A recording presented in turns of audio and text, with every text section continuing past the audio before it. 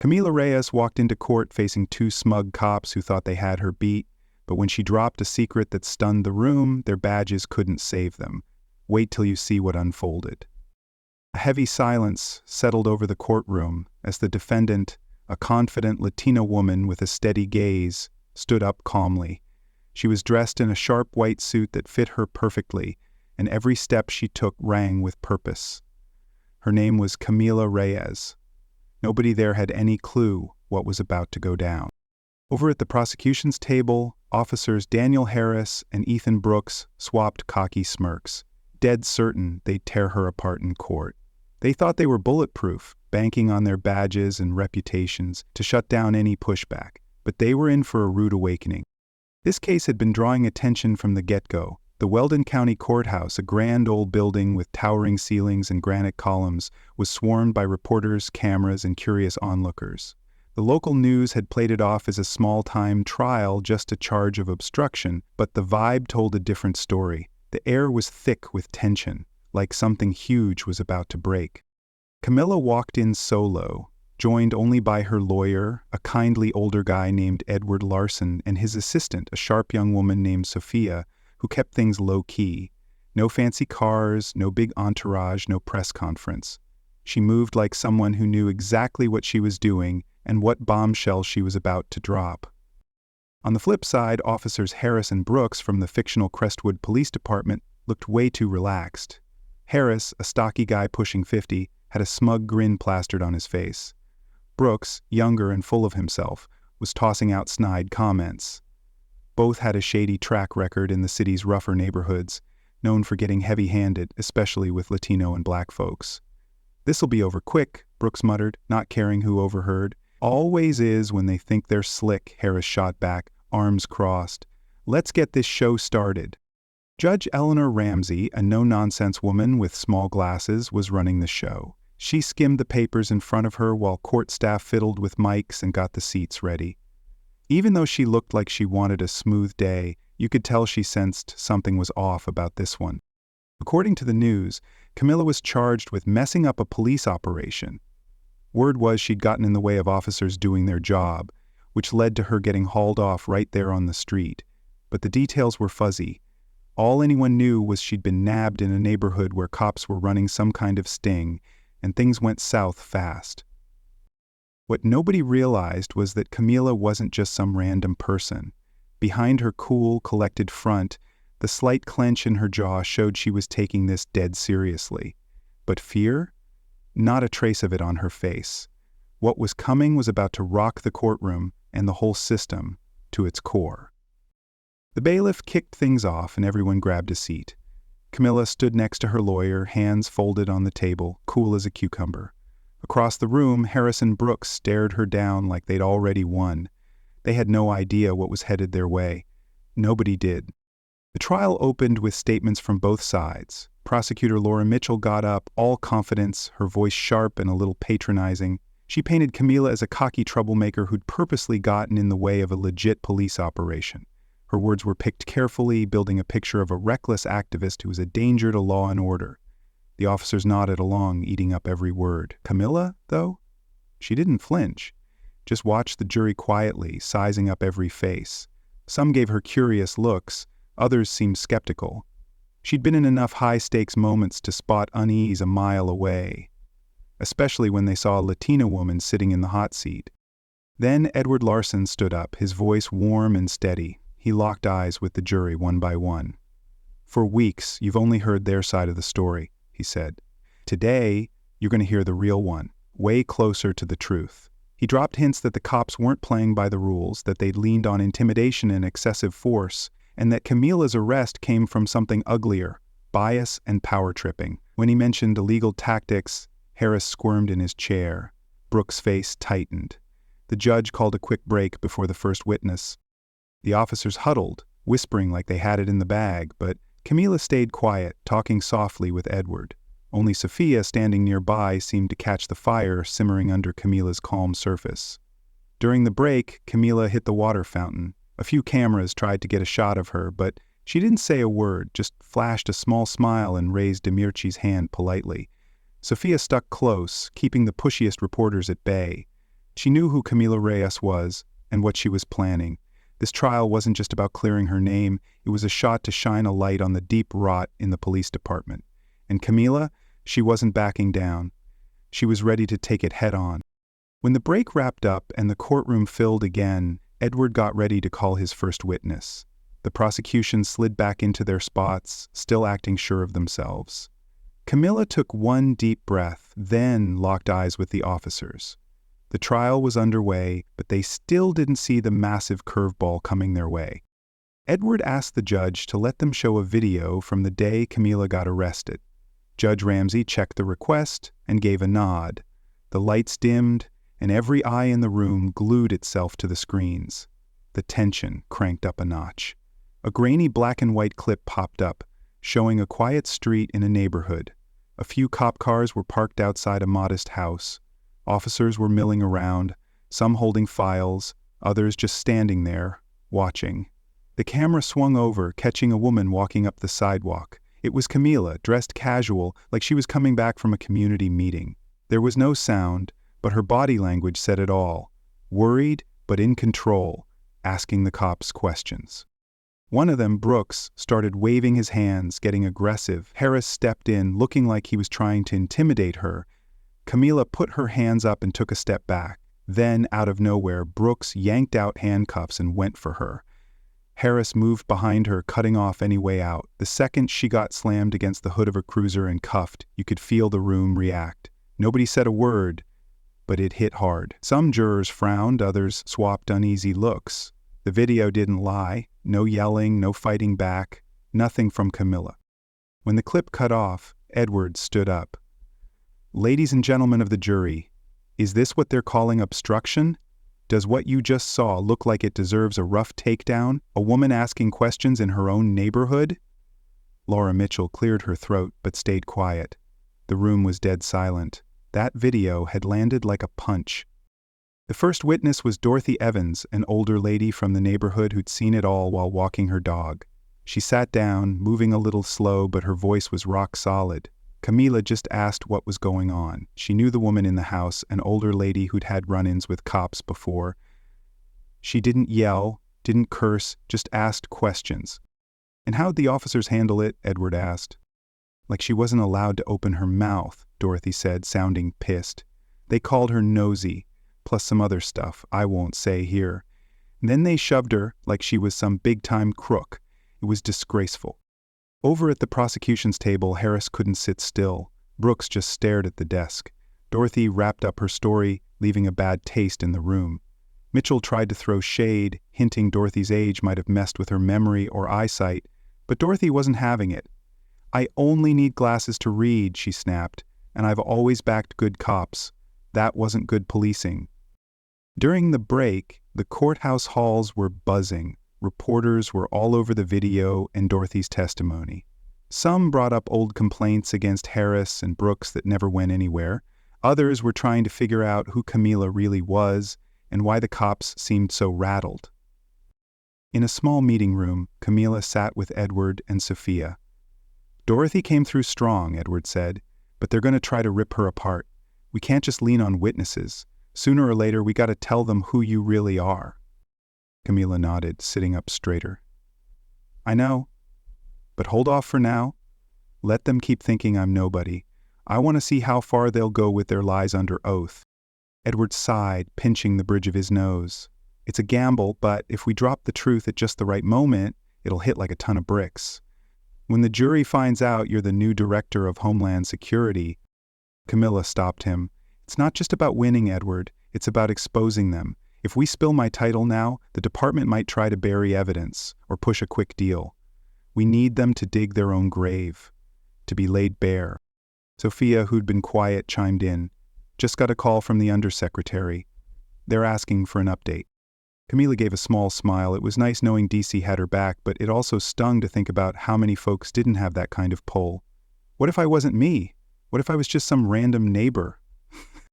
Meanwhile, across the courthouse, Harris and Brooks were bickering with Mitchell. They were on edge.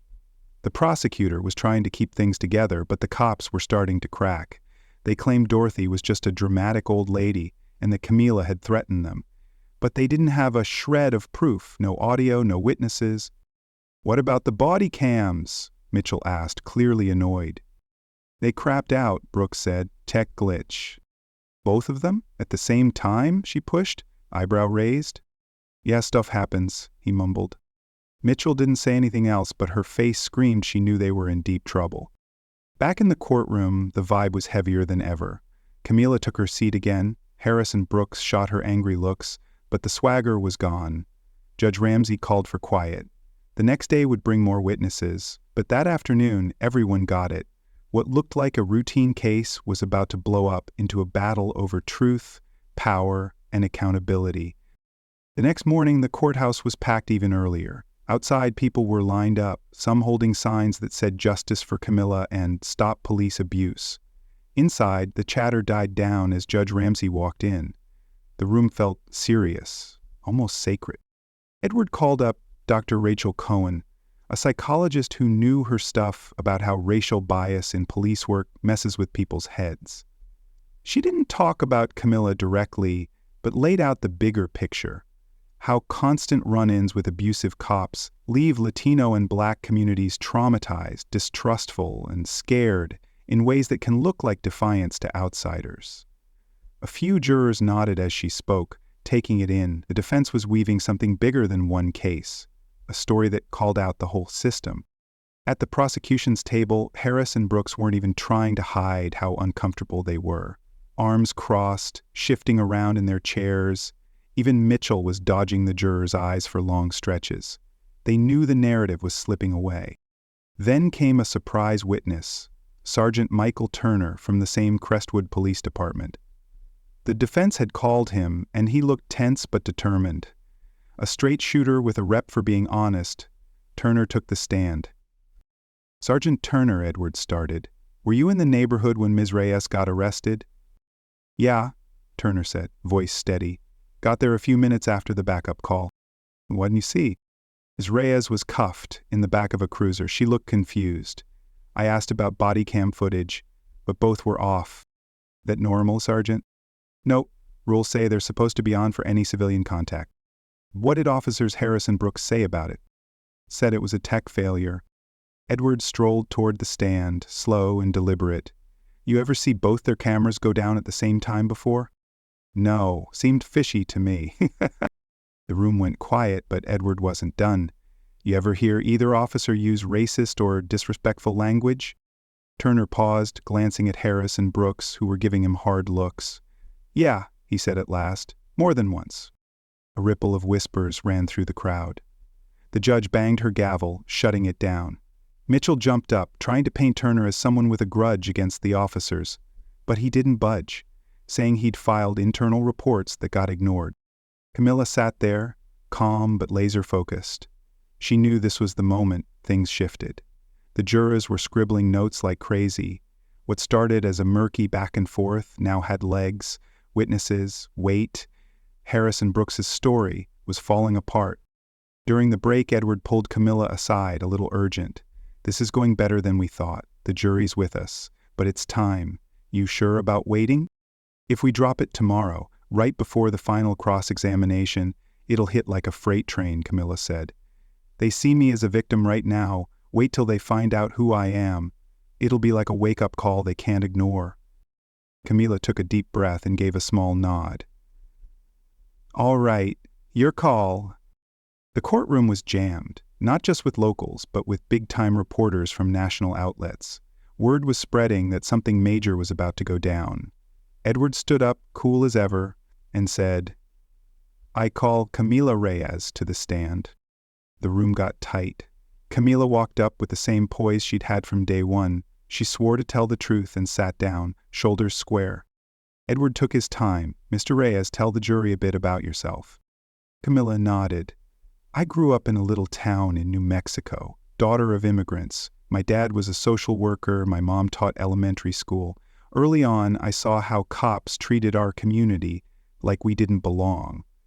I learned asking questions could get you in trouble." The jury was locked in. Some weren't even writing anymore, just watching her. I went to school for political science and criminal justice, started out with the FBI, working on civil rights cases, then moved into national security policy. Edward paused, looking right at her. What's your job now? Camila held his gaze, then turned to the jury. I'm the newly appointed director of the United States Department of Homeland Security. Dead silence. A couple jurors' jaws dropped. A reporter's pen hit the floor. The judge pushed her glasses up like she wasn't sure she heard right. Harris went ghost white. Brooks stared at the table, pale as a sheet. In a heartbeat, everything flipped. Camilla kept going, voice steady as steel. I wasn't meddling in a police operation. I saw what looked like a shady raid on an elderly woman's house. Someone I knew. I asked what was up. Instead of answers, I got cuffed. The judge had to bang her gavel a few times to quiet the crowd's reaction. Edward let the moment sink in, then wrapped up. Thank you, Miss Reyes. That's all. Mitchell, looking shaken, tried to push back, but it was too late. Her whole opening about a loudmouth troublemaker sounded ridiculous now. Camila wasn't just a concerned citizen, she was the top federal security official in the country, cuffed like she was nobody. Right then it hit everyone. This wasn't just about Camila. It was about how prejudice could run so deep that even the highest-ranking Latina in the nation could get treated like her voice didn't matter.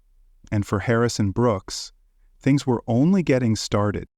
The fallout from that bombshell was instant. Within hours, social media blew up. Justice for Camila, Truth in Crestwood, and Time for Change were trending across the country. Local and national news outlets were all over it, demanding to know how the director of Homeland Security ended up arrested in such a sketchy situation. Crestwood's mayor put out a generic statement, and the police chief promised a thorough internal review, but nobody was buying it. Camila stayed quiet outside the courtroom. She wasn't here for the spotlight. She wanted justice, not headlines. Harris and Brooks, though, were caught in a full-on media storm. They stopped using the main courthouse exit, getting hustled out a side door to dodge protesters with signs and chants. Their faces were plastered on TV, in editorials, everywhere. Their badges weren't saving them anymore. They were out in the open. Back in court, Edward kept the pressure on, rolling out more evidence. Emails where Harris griped about too many Latinos moving into the area, texts where Brooks swapped racist memes with buddies. None tied straight to the arrest, but it all showed a pattern of looking down on minorities. The jurors were getting visibly uneasy. One woman in the second row crossed her arms and scowled every time the broken body cams came up. An older guy was taking notes so fast you'd think he was writing a book, his forehead creased. Harris and Brooks' story was unraveling by the minute.